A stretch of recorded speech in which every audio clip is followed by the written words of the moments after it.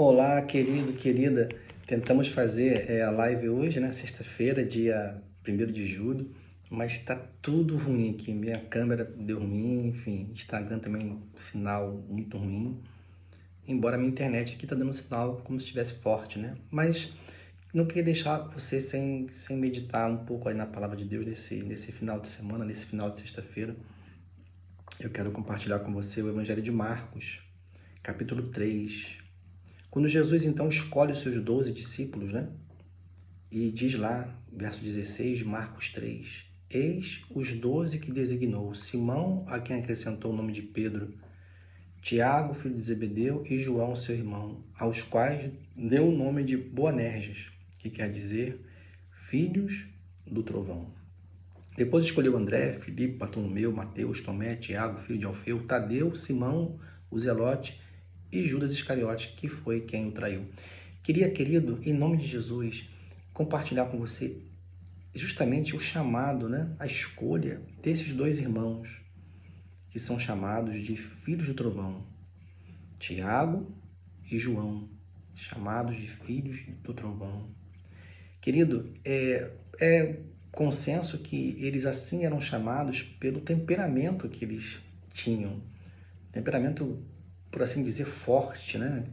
Pessoas que falam o que pensam, falam rápido aquilo que pensam, falam na face, né? Sem escolher muitas palavras. E Jesus, então, chama esses dois homens, né? E já demonstra que os conhece, né? Porque já os denomina de filhos do trovão. O temperamento, que seria hoje o nosso alvo, né, da nossa devocional, é uma coisa muito peculiar, porque pode ser uma coisa que vai nos ajudar ou vai nos prejudicar bastante. Se o nosso temperamento estiver sendo moldado, guiado, controlado pelo Espírito Santo, nós só temos a ganhar, né? E aí, queridos, a gente sabe que, infelizmente, muitas oportunidades são perdidas, né? Relacionamentos são desfeitos por essa condição, às vezes, da pessoa ter um temperamento muito forte, né? Da pessoa não aceitar, né? Sofrer um pouco, por a pessoa falar muito rápido aquilo que pensa, falar na cara, sem pensar muito no que o outro vai sentir, no que o outro vai pensar. É verdade que a gente não pode controlar também aquelas pessoas que são hipersensíveis, né? Qualquer coisa que se fala, elas acham que é com elas que estamos falando, que nós estamos julgando, enfim, né?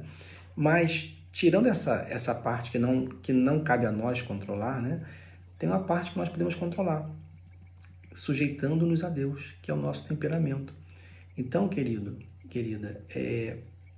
coloque sempre diante de Deus, né, o seu jeito de ser, né, para estar debaixo do controle do Espírito Santo de Deus. Se você ainda não é cristão, eu quero te dizer que a única pessoa que pode mudar você ou mudar a mim é Jesus Cristo. Quem sabe, né, alguns problemas você tem ainda mergulhado neles, se enrolado com eles, por causa justamente disso, do seu jeito de ser. Não é que você tem que ser uma outra pessoa, não é isso, mas tem coisas que em nós precisam ser lapidadas e nós temos que ter a humildade de reconhecer, né, essa deficiência, né, essa necessidade de ajuda que nós temos. Então, às vezes, você, de repente, fala com a sua mãe, com seu pai de uma maneira bruta, ou você fala com seu filho, com seus filhos, ou com seu marido, ou com sua esposa, ou com seu colega de trabalho. Isso não vai dar em boa coisa, isso não vai gerar para nós fruto, né, bom, não vai gerar bênção, vai gerar separação, estresse, briga, inimizade, guerra, né? Então fujamos dessas coisas, porque elas vão nos trazer problemas. Agora, querido, a boa notícia, qual que é a boa notícia? A boa notícia é que Jesus, ele chama, ele escolhe, né, filhos do trovão. Olha que maravilha. Deus não tem nenhuma incapacidade para tratar com o nosso temperamento. Glórias a Deus, que ele não rejeita você nem a mim, seja qual for o seu temperamento ou o meu, quais forem, né, os temperamentos de cada pessoa. Então, querido, querida, não tenha medo. porque Deus, ele vai abraçar essa causa e vai mudar o seu jeito de ser, vai lapidar o seu coração. Jesus Cristo pode fazer isso. Ele chamou, né, os filhos do trovão porque ele ia trabalhar na vida deles. Só Deus pode fazer isso. E ele o fez. Ele os chamou. Tanto é que se você for ler a carta de João, por exemplo, né, que há um consenso, né? Creio que a maioria, né, o mesmo João que está aqui, né, foi o que escreveu as 3 cartas ali no final da Bíblia, né? E como é que João se refere, né, às pessoas, né, à igreja? Ele fala filhinhos, né? Se você for reparar na sua leitura, na primeira carta de João, né, a segunda carta, ele vai falar no capítulo 2, verso 1, por exemplo, filhinhos meus, estas coisas vos escrevo. No verso 12, filhinhos, eu vos escrevo. Olha só, o homem está super doce, né? O filho do trovão ficou doce. Só que anteriormente, né, bem antes, né, de Jesus trabalhar na vida dele, ele, numa situação em que Jesus mandou eles pregarem para os samaritanos e tal, eles pediram, Jesus, quer que mande fogo do céu para queimar esse pessoal que não quer aceitar você como Salvador? E Jesus diz, de que espírito sois, né? Eu não vim para matar ninguém, né? Mas eles eram assim, né? Os filhos do trovão eram assim, o negócio era resolver logo. Mas, mais adiante, como eu já falei, na carta que João escreve, ele diz, filhinhos, né? Olha a doçura. Então Jesus chamou e Jesus transformou, lapidou esse temperamento, né, de João, especialmente falando. Então assim Jesus pode fazer também conosco, né? Ele pode fazer isso na sua vida, na minha vida.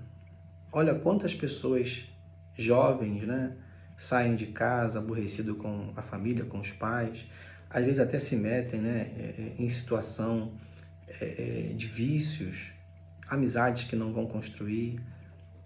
E quando se puxa lá atrás, o que aconteceu foi uma coisa boba às vezes, né? Palavras que foram faladas e foram, né, acrescentando-se na vida, né, desses jovens.